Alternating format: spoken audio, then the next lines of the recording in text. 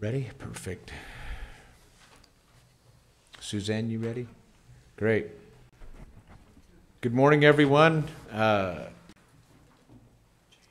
welcome you here today. This is the commission meeting for the Weber County Corporation, the body of politic.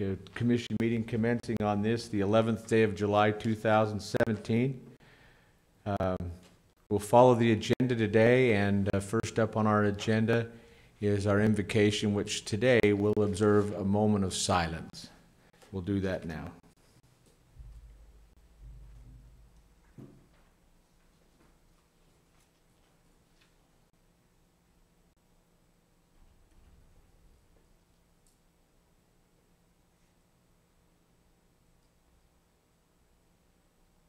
Thank you. Our Pledge of Allegiance this morning will be given by Ms. Shelley Halsey, and our thought of the day will be given by Commissioner Gibson. Shelley? Please rise and join me in reciting the Pledge of Allegiance. I pledge allegiance to the flag of the United States of America and to the republic for which it stands, one nation under God, indivisible, with liberty and justice for all. Thank you, Paige Greenhall, for filling in for Shelley. Appreciate that. Shelley made it. Well, I just want to talk for a minute about an event that was kind of cool for me. I had, during the 4th of July, I have been thinking about all things patriotic and some of the things that I'm grateful for and believe in, and it reminded me of an experience that I had that was kind of a life changer for me.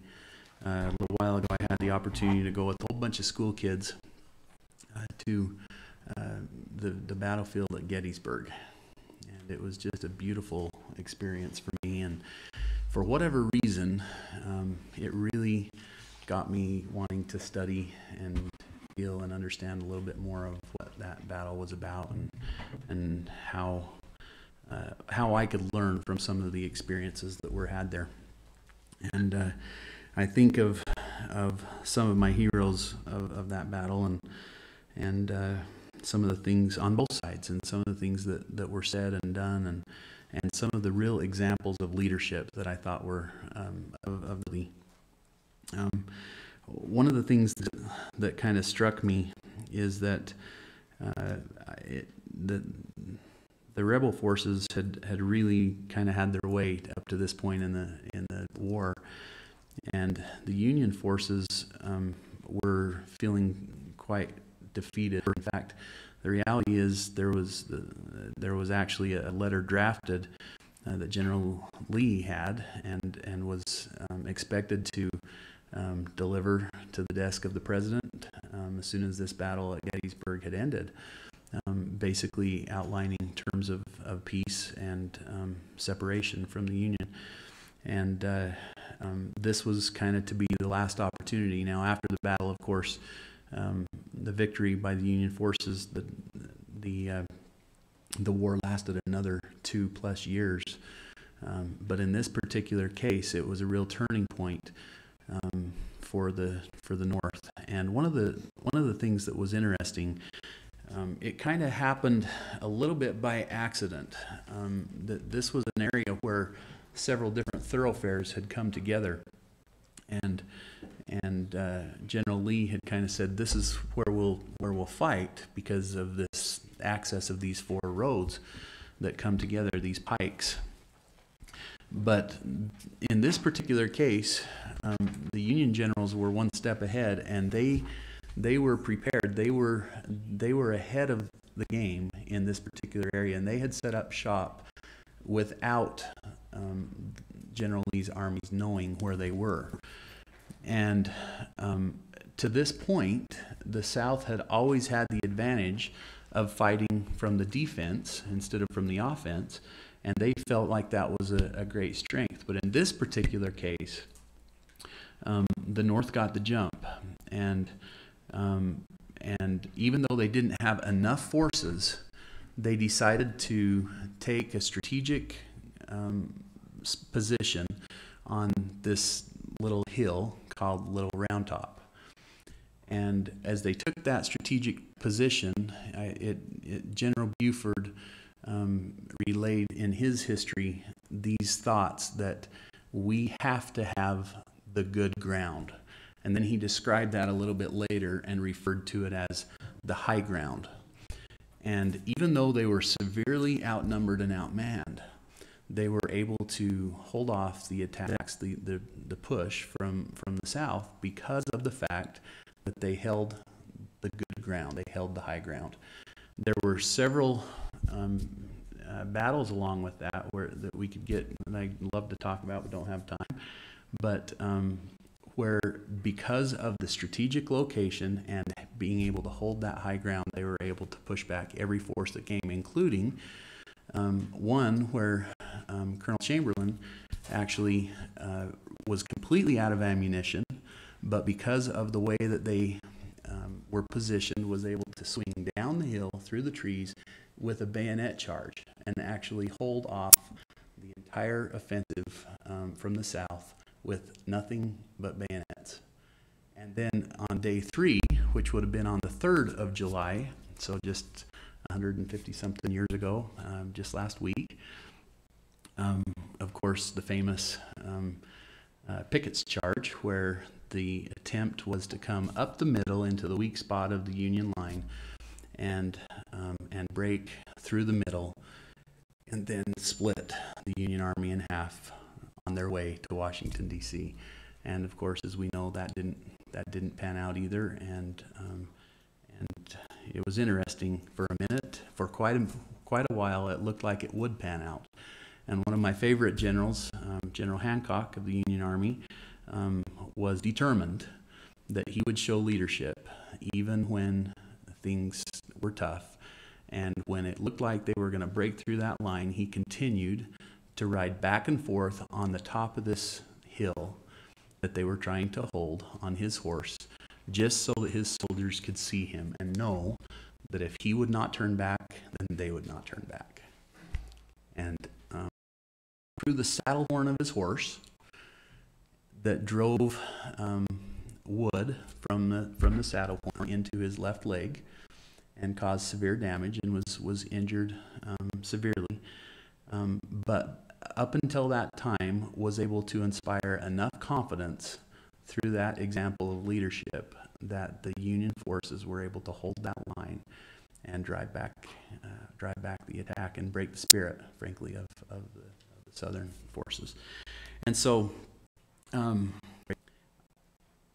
if there's two things I want to remember, first of all, it's whatever we do in whatever assignment we're in, we ought to look for the high ground.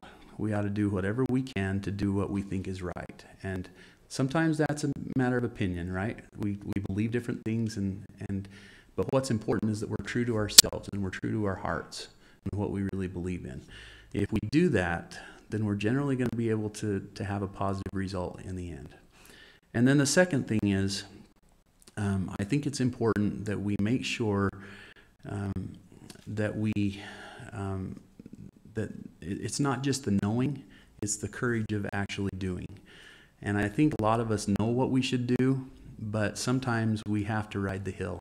We have to be up on that hill alone, feeling very vulnerable. He was warned and warned and warned by those underneath him that said, "You're an easy target. You're up on the back of this horse. Someone's going to hit you."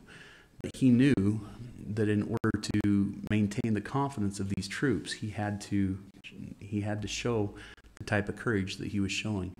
And frankly, I think that goes back to the example and the actions of probably my favorite president at the time, who was the president at the time, President Lincoln. If you go into my office, behind my desk, you'll see a painting of President Lincoln kneeling over the battlefield as he surveyed it after that carnage. And his attempt, I believe, to ask for guidance from Almighty God. And my belief is that sometimes the biggest courage that we have to show is the courage that comes with humility, of having to say, maybe I don't know the answer, and maybe I need it. Maybe I can get it from somewhere else. And my hope and prayer is that whenever we face those challenges, that we will face them with that courage that it takes to be humble enough to ask for guidance and direction wherever you get it. I'm hoping that I can get it in a lot of different places, but certainly from my God is my hope, and my belief is that courage is the biggest thing.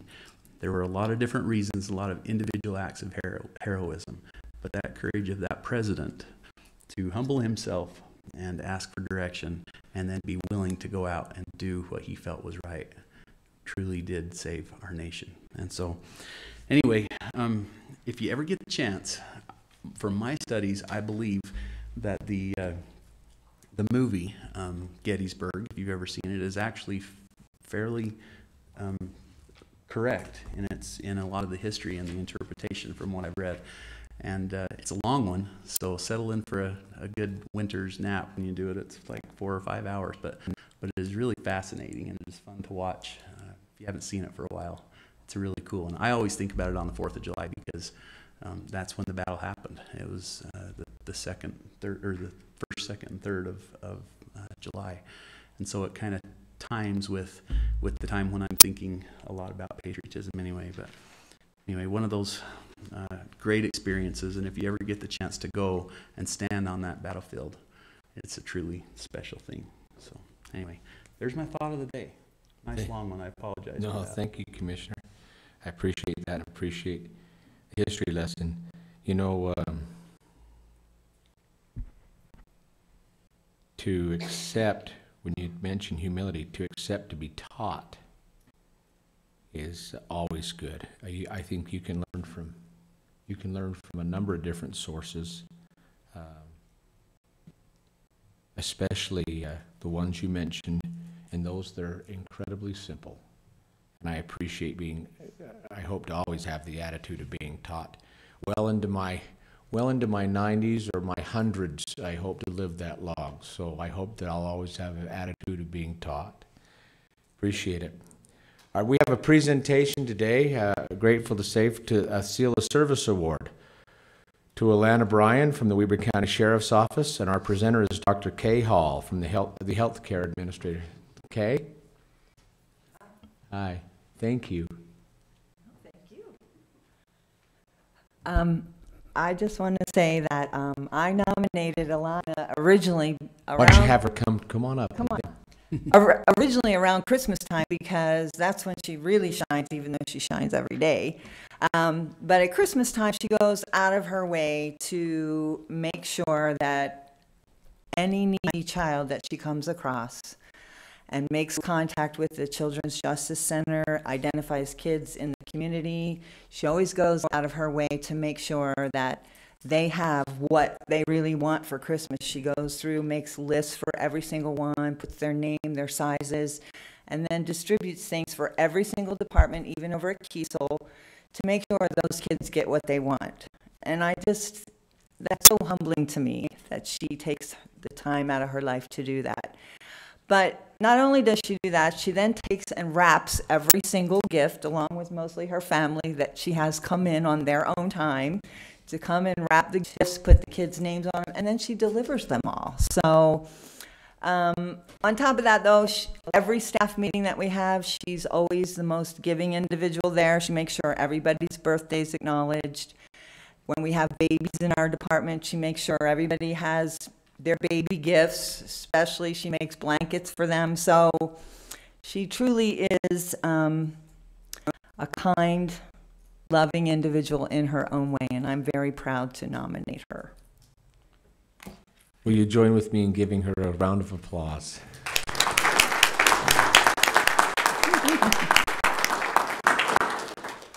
Thank you. Would you have any words you'd like to give Ms. Bryan? I guess I can say that I am grateful for the opportunity each year to help others, especially children that are in need. I initially had this idea along with other coworkers many years ago. It's probably been over a decade ago. And we first started this in lieu of giving ourselves a Christmas token. You know, sometimes you exchange gifts with people in your staff, but we decided we wanted to find others that we could give to. And this just culminated to a single 5 or 6 of us, and now has involved all of Weber County Sheriff's Department, because the then sheriff, Sheriff Slater, wanted the entire Sheriff's Department to become involved with this. So it has just been an ongoing thing, and I am very honored to do it. I mean, I have not been asked to do it every year. I just take it on, and am grateful that today we can support the children in the care of the Children's Justice Center. And knowing that we are only helping a few in the community, but there are many. So, thank you. Thank you so much. Before you leave the podium, yeah, with you there, and what came to mind when you were giving your recommendation for the seal of service was a little thought. I wish that I could remember where it came from. But this is a perfect example of the goodness that comes from some of the things that happen here in Weber County. And we're surrounded in this county by a lot of great philanthropic folks. But the thought goes very simple. People who give money give much. People who give time give more. People who give love give most. And that's what I thought of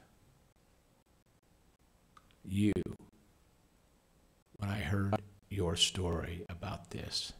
And so again, I want to thank you very much for giving most to this situation. Again, if you'll join me one more time for a round of applause. Thank you. We'd like to have a little picture right up front, if that's okay, just really quick. And then we have an award that'll be here shortly with another little token of appreciation. Should have your big boss come down the aisle too and join with us. Okay. Sheriff Thompson. Be thrilled. Yeah. The floor has to come up there. What do you want, Commissioner?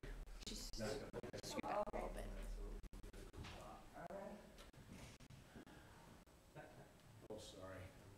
I'll go over on the other side.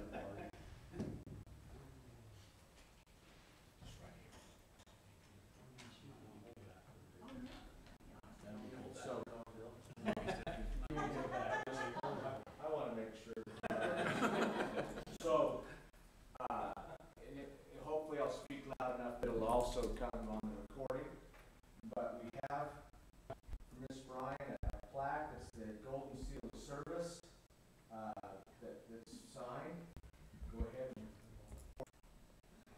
We also, in respect to what you talked about history, we have a picture of Benjamin Franklin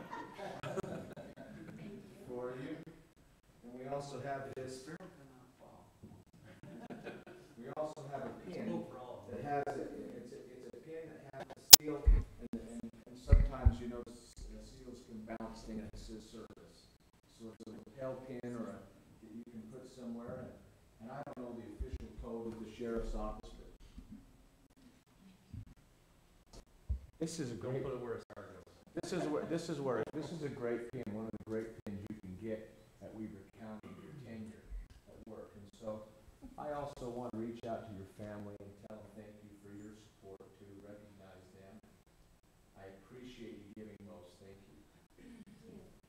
Okay.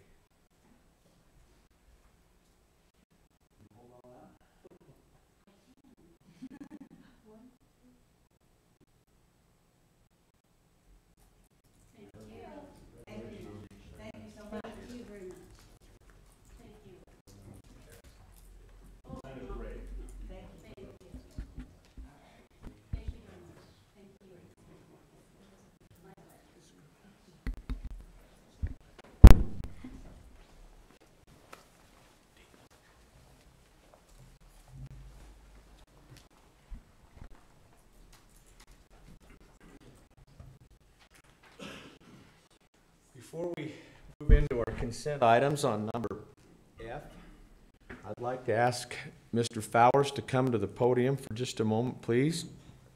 Film, if we can get Mr. Fowers on the picture frame here, or the TV that we watch and put out there. To those who might be watching, for those of you in the audience, and for those who might be watching later, let me introduce to you Mr. Quinn Fowers. Quinn was selected from a large pool of candidates to head our information technology department here at Weber County. And Mr. Fowers, congratulations on you rising to the top on your own accord, being selected as that candidate. But I'd like to, without getting too personal, I'm just going to leave it open. And he had no idea he was going to be asked to stand here today. I'm kind of letting the shock of the, oh man, what has he done calling me to the lectern? But just if you'll just tell us a little bit about yourself and just real quickly. I'm excited to be here. Got a long career in IT. I've had the privilege to work in Weber County for the last 20 plus years. Lived in Weber County for 10 of those years, and excited to be here. I met with the commissioners yesterday on my first day, so a lot of And he's still working here. baptism by fire here. Met with the commissioners, and the common theme that I pulled is that these guys really care about the county and are looking forward to development, and I'm looking forward to see how IT can step up to the plate and assist them in making the county even better. So I'm excited to be here. Thank you very much. Appreciate you being here at Weber County. Thanks. Okay, then we'll move on to our consent items. Item number 1 is a request to approve or ratify warrants number 418-328 to 418-546 and 1119 to 1128 in the amount of $3,019,410.30 dated July 4th, 2017. Item number 2 is a request for approval of warrants 418547 to 418687 and number 1129 in the amount of $924,097.83. Item number 3 is a request for approval of purchase orders in the amount of $193,568.11. Number 4 is the request for approval of minutes for the meeting held on June 20th, 2017. Number 5 is a request for approval of new business licenses. Number 6 is a request for approval of AHC payments to U.S. Bank, and I said that incorrectly. Approval of ACH payment to U.S. Bank in the amount of $118,004.20 for purchasing card transactions made through the billing cycle ending the 26th of June 2017. Number 7, request for approval from the USU Extension Service for approval to surplus office equipment. Request for approval to sell surplus property parcels 02-2022-0012 and 02-022-0013 to Ogden City. Number 9 is a request for approval to set date of July 18th, 2017 at 10 a.m. for a public hearing regarding amendments to the operation and capital budget of Weber County for the 2017 calendar year. And number 10, request for approval of a notice of impending boundary action for the Western Weber Park District. Any questions? Nope. Lynn? Thank you, Commissioner. If you have sentences, apologies for not being here, he's at a conference out of town today. So the first of these, the Weber County warrant report. I don't know. Try reversing it. Where it says. I just hit some more buttons. Council. Something works. Should I yell? Bueller. Try that. How about now? Oh, we're working. Just have to push the right button, Harv. Well, it was up. Now I don't understand it. Okay. Okay, the first of the warrant reports We have a full 50% of it, or 1.5 million, are going towards capital improvement construction projects. 26%, or just under 785,000, is going to redevelopment agency or RDA incentive payments. And then the third one, paramedic contracted services, about 190,000 for 6%, and everything else is less than 5% on that one. On the second one, the Weber Area Council of Government sales tax distribution to special projects, 73%, or 671,000. And then the jails receiving 61,500, about 7% for various things, building maintenance, food, hospital services, and everything else is less than 5% on that one. And then finally, for the purchase orders, we have the paramedic unit receiving 25%, or just under $48,500 for the paramedics. And then vaccines for the Weber Morgan Health Department are 14%, or just under 27,000. And then finally, PCs and monitors for the library at 11%, or just under 22,000. And everything else is scattered around different departments, less than 10%. Perfect, thank you. Any questions with that, Commissioner? No, just a reminder that we've had these before us and had a chance to review them, and I've looked them over and feel comfortable with the expenditures that they're according to the budget and according to the way that they've been allocated. So I appreciate the update for the public as well. So I'm open to a motion. Motion is that we adopt the consent items. And I'll second. Any other question? All in favor? Aye. Aye. Thank you. Motion passes unanimously. I failed to mention that Commissioner Ebert is excused today. He's away in central Utah on county business, and that's why I'm conducting. Number G, item G on your agenda is the action items. The first one, Mr. Rick Grover, a request for approval of a notice and agreement regarding the characterization of the lots units in Ridge Townhomes Phase 3. Good morning, Rick. Hold on just a moment. Keep talking in there. Testing. Podium. Testing. There we go. Fatima, are you happy? Can you hear me? Okay, all right. Can't hear her, but we can hear him. All I care about is if Fatima is happy. Okay. Commissioners, this is an agreement between the Ridge Townhomes Phase 3, the owner of the Ridge Townhome Phase 3 in the county. It's basically providing some clarity on how building permits will be issued and how they will be inspected. And it's just providing information that they're going to be meeting the International Building Code. It was approved as a townhome development, but instead of being reviewed as townhomes, they'll be reviewed under the International Building Code. And so it's just basically clarity on that, and helping the building department make sure that the process is handled through that way. Any questions, Commissioner? No. I appreciate that because I've been involved a little bit in this. You've showed me diagrams, and having a little bit of construction experience, understand the difference there, and I appreciate that we're moving forward so that we're in tandem with the IBC. That works out, or the International Building Code, yes. So that works out great. So if there's no other questions, I'll entertain a motion. Make a motion that we approve the notice and agreement regarding the characterization of the lots and unit in the Ridge Townhome. And I'll second that motion. Any other question? Those in favor? Aye. Aye. Motion passes. Thank you. Jared Anderson, a request for approval of a grant of easement for the 2927 Melanie Lane in Ogden, Utah. That's up in Uinta, isn't it, Jared? Yes, it is. Good morning, Commissioners. Good morning. This came before us back in, well, those who were here in April of 2014. We actually got the approval of the location of this easement. So it was approved approximately 3 years ago. The applicant, by the time he got this to where it needed to be, and it's been 3 years, fast forward 3 years later, we're now just finishing up that approval by having an agreement of that easement.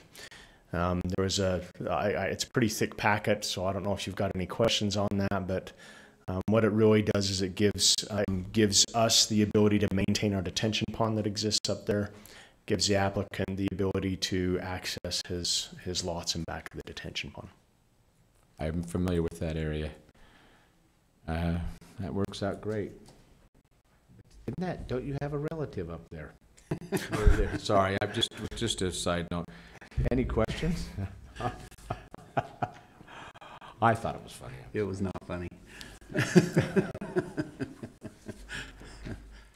I'll make a motion that we approve the easement before Harvey says anything. And that was just a joke. It wasn't really true. But I'll second that motion. If there's no other question, I'll call for a vote. All in favor? Aye. Aye. Motion passes unanimously. Thank you, Mr. Anderson. Thank you. Ms. Greenhall, request for approval of a resolution of the County Commissioners of Weber County appointing members to the Weber County Tax Review Committee. Good morning, Commissioners. Morning. Ms. Greenhall, thank you. So I'm here because of the vacancy on the Weber County Tax Review Committee. We posted the vacancy for 30 days. We received one application from a Keith Corden, and we are asking that you guys appoint Keith to serve a 2-year term that would expire on June 30th, 2019. Any comment on that, Commissioner? Just that I would like to say that Darcy Krubosh has served in that position for a long time and did a tremendous job over the years. I think was a real asset to the county, and I wanted her to know. I wish we could do something more official for her, because she definitely is deserving of our recognition and gratitude for the work that she's done. But will you pass on to her when you get a moment that we are grateful for her service over the years, and it's one of those things that really is service, as you could tell by the fact that we had one applicant. It's pretty hard to get people to apply for this type of volunteer position, especially with the expertise that's needed to do a good job here. And I met Mr. Corden years ago. I haven't seen him for a long time, but I know him well enough to feel comfortable with the fact that he would do a tremendous job here. And so grateful for his willingness to step up and serve, and I look forward to successful committee going forward. I appreciate people who are willing to, again, donate their time and the respect of service. I love it when people give service. That we just talked about, that seal of service all morning. It's just, that's how people become happy. So another little saying, those who serve are happy, and those who selfish will always be searching for happiness. And so if there's no other questions, I'll entertain a motion, Commissioner. So moved. Resolution 21. Resolution 21, which would be a roll call vote. And so, Fatima? Do you second that? I second it. Thank you for keeping me straight. Commissioner Gibson? Aye. And Commissioner Harvey?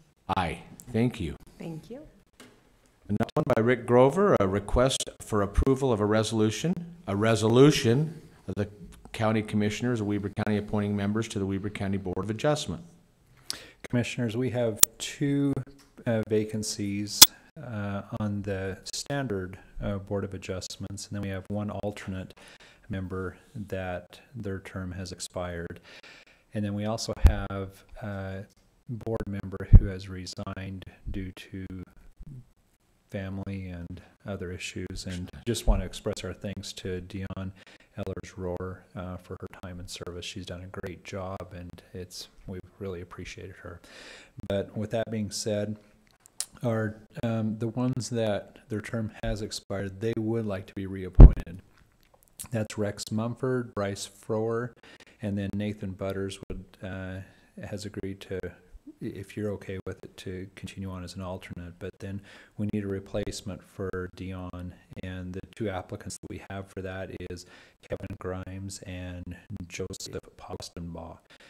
Kevin Grimes has previously served on the Board of Adjustments in another community, and then Joseph Postenbaugh, he has a master's in business and some engineering experience. Comments? Is there a possibility that the alternate, our alternate that's been serving as an alternate, would be interested in? I asked him that, and he did not want to go on. I posed that before him when I let him know that we had a position, and he didn't feel like he had the time at this moment. Fair. Just seems like it would be a good progression if he's learned a little bit as an alternate. So Yep. Another one of those circumstances where there's hard to find people willing to serve. We're grateful when they are. So Yeah. you have any kind of a recommendation for us on those other two? Not necessarily. I have worked with Kevin Grimes. He did serve on the Ogden City Board of Adjustment, and he did a fine job there. Now this Joseph Postenbach, I don't know much about him other than he does come with some good education background as far as an MBA in business and the engineering experience. And I respect that. As I looked over the application in preparation for this meeting, and just to be fair, without knowing your history, I thought having a like experience in another position would help bleed over or to help accentuate what we're doing. And so my recommendation would be for Mr. Grimes, but that's just my thoughts there. Commissioner, I would leave that though up to you. You okay with that, Rick? Yeah. For whatever reason, I'm not able to pull up the applications, so I have seen them before, but I can't see them. So just remind me the names of reappointment for the motion. Reappointment was Rex Mumford, Bryce Frower for the body of the BOA, and then the alternate would be Nathan Butters. Okay, so the motion is to reappoint Rex Mumford, Bryce Frower, and to appoint Kevin Grimes to the commission, to Board of Adjustment, with Nathan Butters as the alternate. That makes sense? It is. It makes sense. It's a resolution, and I second that motion. It's Resolution 22. Commissioner Gibson? Aye. Commissioner Harvey? Aye. Thank you very much, Mr. Grover. Ryan Cowley, a request for approval of an interlocal agreement with Ogden City to provide election-related services during the 2017 calendar year. Hello, Commissioners. I'm back here again, and this is a contract that falls in line with the other ones we brought to you about a month ago. We'll have two more for the school boards coming up as well. But basically, this contract is just to provide election services for Ogden City for the primary and general municipal elections this year. Boy, we're a bunch of nice folks helping them out, aren't we? It's a great partnership with It the is a cities that we have. partnership. It works very, very well for everybody involved. And I am happy to say that I think that partnership, Weber County with Ogden City, is stronger now than it's been in a long, long time, or even decades, and I'm proud to be a part of that. Any recommendation from you, Commissioner? Motion? No. Yeah, I'll make a motion that we approve the interlocal agreement with Ogden City to provide election services. And I'll second that motion. If there's no other question, call for a vote. Hello? Aye. You vote aye, I vote aye. Your vote, here vote. That'd be great. It passes.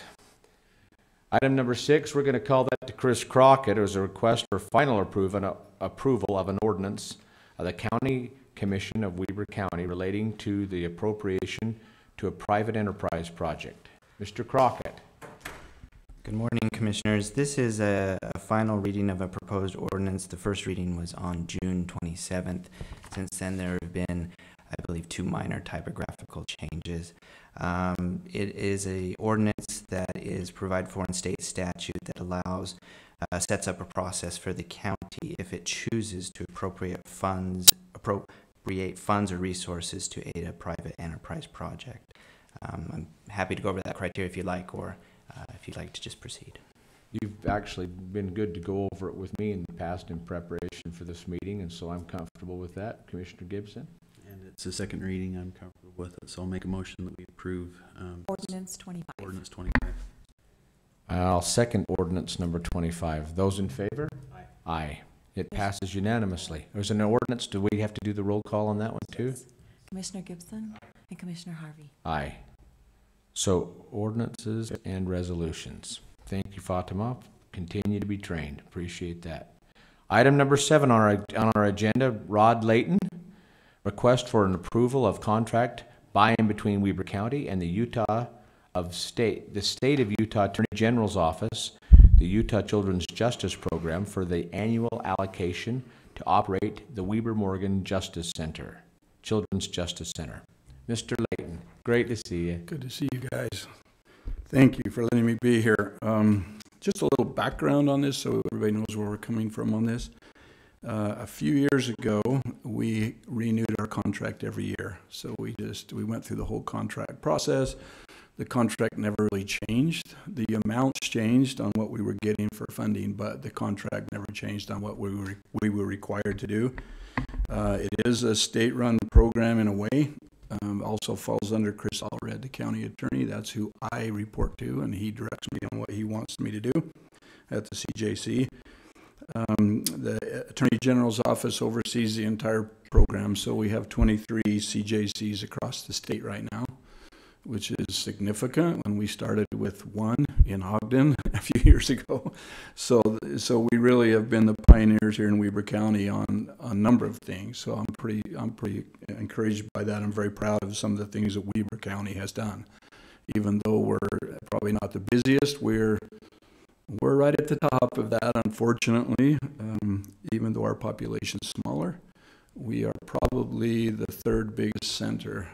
So Salt Lake, Utah County, and then we're probably next, even bigger than Davis County in different ways. So we have issues, unfortunately, that we're trying to resolve. But we decided instead of renewing that contract with the AG's office in the state of Utah every year, we would just do an amendment to that contract. So the first one, I actually have two. The first one is the $225,000 one, the $19 That's our standard working budget that we get from the state. So that's the first one. I don't know how you want to address this, Commissioner, if you want to do that one first, or you want me to present both of them? Would you mind just presenting both of them, and then we'll Okay. have separate contract numbers, Fatima, when we go for the, is that okay with you? Oh, that's right, there's no numbers anymore, sorry. That's from 25 years ago. Yeah, that's a long time ago. Yeah. Okay, I'll continue on then with that. But that's the first one. That's the operating one. The second one, which is the $32,020, this is a significant change. And I just want to address that just for a second here because, you know, I've been doing this a very long time. I've been involved with crimes against children, being involved with, as you all know, I spent 20 plus years with Weber County Sheriff's Office. This was my specialty. This is what I did. One of the things that we've always done, I don't think that's always been the best practice, maybe, but it's still something that we've always done, and that's interviewing children. Interviewing children is incredibly specialized. It's difficult to do. You just don't walk in there. A 5-year-old will tear you apart in a second if you're not ready to do it. We had a 4-year-old in there yesterday that was a challenge. Let's just say that. And typically what's always happened is that we've always had law enforcement do those interviews. And law enforcement is very, very protective of their cases, which they need to be. You know, if that case goes south on you, you're going to end up over at the county attorney and trying to explain why that case went south. And so law enforcement is very careful.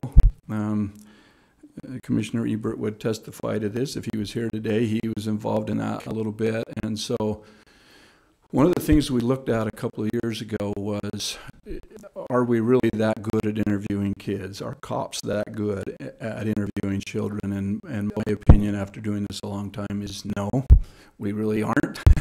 You know, we tend to move into an interrogation type mode. And so we looked at bringing on forensic interviewers.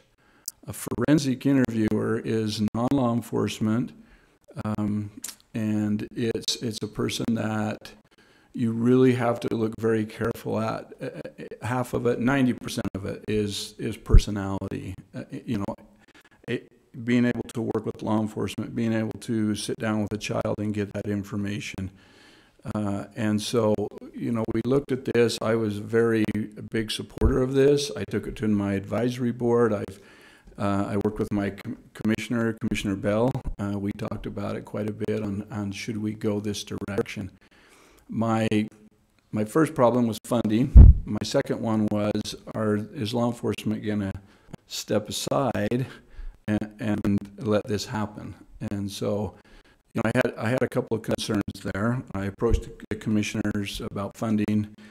We were able to do some of that. The state of Utah has stepped up and said we will fund a part of that, a portion of that, if you want to try a forensic interviewer.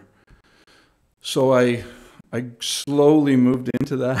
I'm like, let's go with a part-time forensic interviewer. I want to see what happens here before, I jump into this with both feet and to see what happened. There's a tremendous amount of pressure on an interviewer as well. That is the case. If that goes bad, then everything else is kind of problematic with your case. And so the state agreed to do that. Commissioner Gibson was around when we talked about this. They said we will be willing to fund a little bit of this, and so we hired, and I brought her. I wanted to introduce her to you guys. This is Anna. Anna, come up here. This is Anna Peely. She's very, very young. I realize that. She's 22 years old. One of the things I looked at was experience, and she had worked at the CJC with me a little bit, and I loved her motivation. She's got a degree, Weber State, in criminal justice, and so she had the background but no experience. And I said, I kind of like that. I want her to step into this and just take off with it. And so this second contract, the $32,000, pays for Anna to do those interviews. What we've found, just to follow up on this, is that she was able to walk in. She has a way about her of being able to work with the detectives and law enforcement without pushing her way in the door. Just saying, what do you want me to do?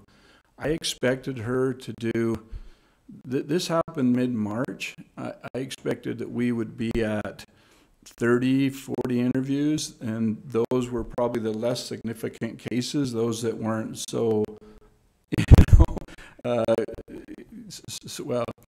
so serious, I guess, is the word for it. And she just passed 100, and she's up to over 100 interviews, 100 and probably 10 interviews. Law enforcement watched her. They loved the way she interviewed. She's got a way about her of doing that. We just recently, unfortunately, had a very bad case with a homicide of a child. She participated in those interviews. That's significant. That's a change that is happening at the CJC. We have Salt Lake has a forensic interviewer. Washington County has one. And so still, this is not a big accepted thing across the state, but it's going to work, and it's going to make our cases much better. So I'm just warning you, the next thing I've got to do is bring her on full-time at some point. I've got to figure out how to do that. Not only is she required to do all these interviews, but she also has to prepare reports for county attorney's office so that she can testify. So we're looking at making her a expert witness, also a trainer, a lot to put on a 22-year-old, but I think she's very capable of doing that, and she's motivated to do that. So that's what this second contract is, and this is going to take us through, this one fiscal year. But at some point, I may be approaching you guys about, what do we do to change this position a little bit, because it's working very, very well. Can I ask a couple of questions? Yeah, ask away. Yeah. Mr. Layton, how long have you been at the CJC? 14 years. Yeah. You mentioned that our Ogden CJC was pioneering in many cases some of the things that are happening across the state and probably across the nation. And with the position that Ms. Peely is doing now, would you say that is another pioneering effort in what you're doing? Absolutely. It's just not done. It has never been done. And other states have caught on to that a little bit, but it's that mindset.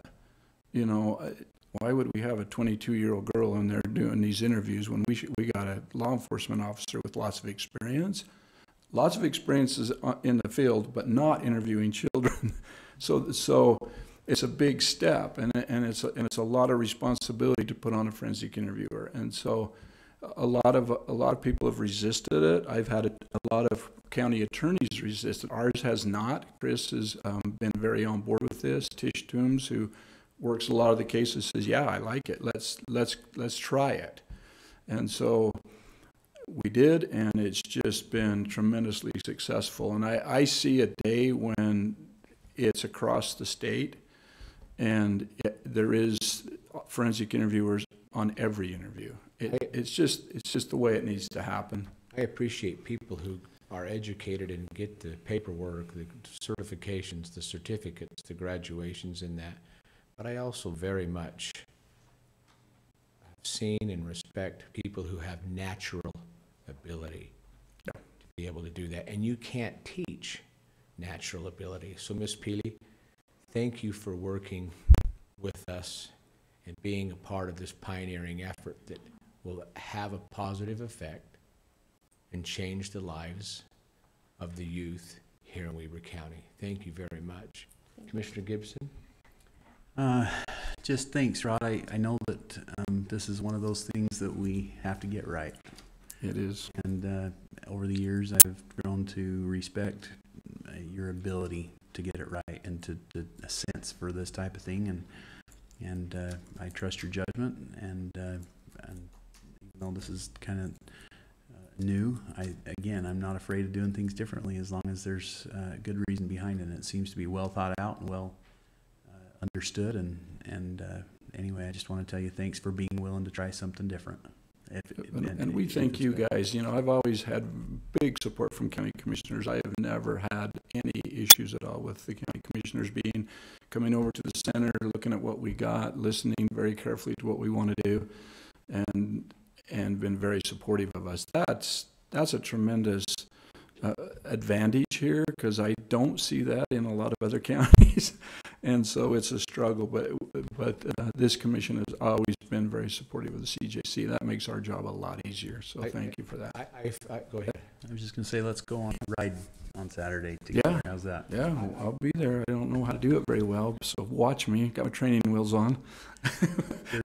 I'll just explain. There's the Friends of the CJC puts on a Harley ride or a motorcycle ride. I guess you can ride anything, can't you? You don't. I don't know if I'd show up with a Honda or not. Would only ride a Harley, right, Sheriff? Would you? Party's preferred, but we'll take anything. Okay. It's next Saturday, and of course the sheriff supports that heavily and has participated in that. In fact, I think kind of started out rolling from his event into something that he felt passionate to give to the CJC. So anyway, lots of creativity going there, because there's not enough money coming from the state and local governments to do all the things that really need to be done. And so it's good to be able to tap into the private sector and see the generosity of these individuals as they jump on board on some of these things. Yeah. And it's a fun ride. It is a fun ride. Yeah, we enjoy that. Yeah. Just another great thing that Weber County is not only pioneering, but doing right and leading. And I appreciate you doing this. And Kathy, thank you for taking a picture and being interested in that very much too, because I love good news. I appreciate you covering that. Thank you. So I'll entertain a motion on this particular subject. So moved. The motion has been made and seconded. If there's no other question, I'll call for the vote. All in favor? Aye. Aye. The motion passes unanimously on both contracts. Thank you, Mr. Layton. Thank you, Commissioners. Appreciate it.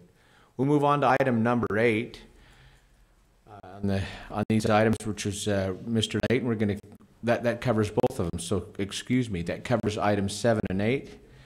And we'll now move on to number H on the agenda, which is public comment. If you limit your comments to 3 minutes, if there are any. Please, if you'll come to the podium and state your name. Although we know you've been here, but every time that's just, you bet we do. But That's just for the recording in case there's a new person tuning in. Thank you very much.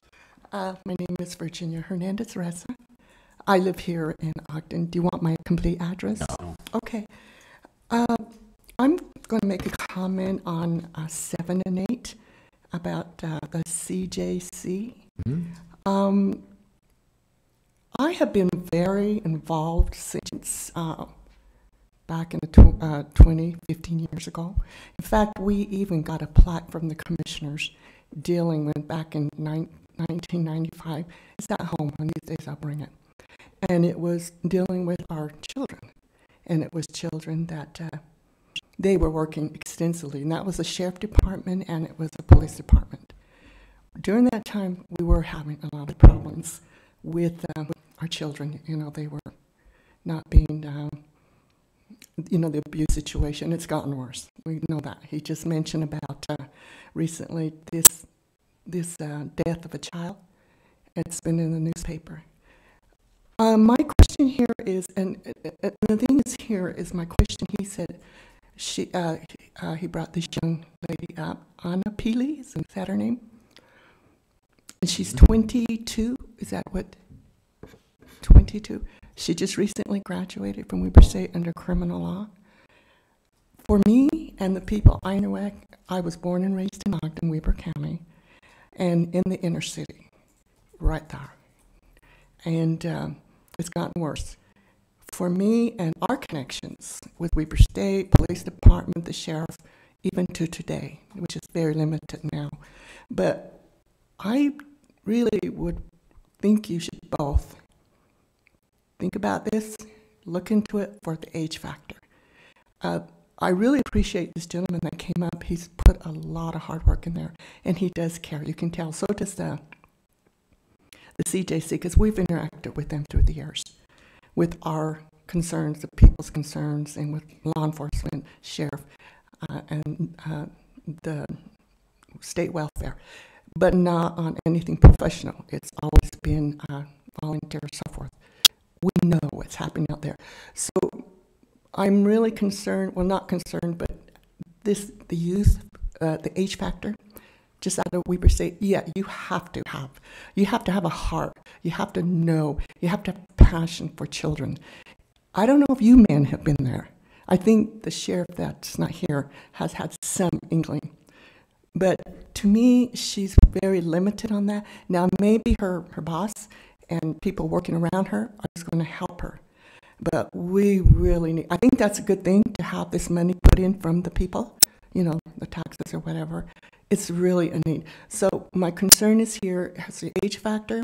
She's just out of Weber State. She would have to have that passion to work with children being abused, whatever goes on, and also with the powers that be that surround this, that make the decisions. She'd have to know how to work with them. So my question, my concern is, is just kind of look at the age factor out of Weber State, and it is a good program. So look at all three if you can, at those if you can. Thank you very much. Thank you, Virginia. Any other public comments? None being recognized. If there's nothing else out there, I just wanted to make a comment. I did notice someone in the audience today, John Beasley, back in the back row back here from Plain City. And I just point him out because I noticed on a recent filing that he has filed to run for office out in Plain City. And that's a tough thing to do when you've never been in office before, to put your name on the line and say, hey, I'm going to step out and do something really hard like that. And so I'm assuming that he doesn't, I don't know why he's here, like if he thinks that he can learn something from us or you can learn from the people who present at that podium. But anyway, I've known John for a long time, and just think it's something noteworthy to mention when someone takes a step like that. It's a hard thing. I remember my first step into that arena was one of the hardest decisions of my life, and I congratulate you on being willing to get involved in the public arena. So thank you. Thanks. All righty. I'll then entertain a motion for item number I. I'll move to adjourn. I'll second that motion. All in favor? Aye. We're adjourned. Thank you.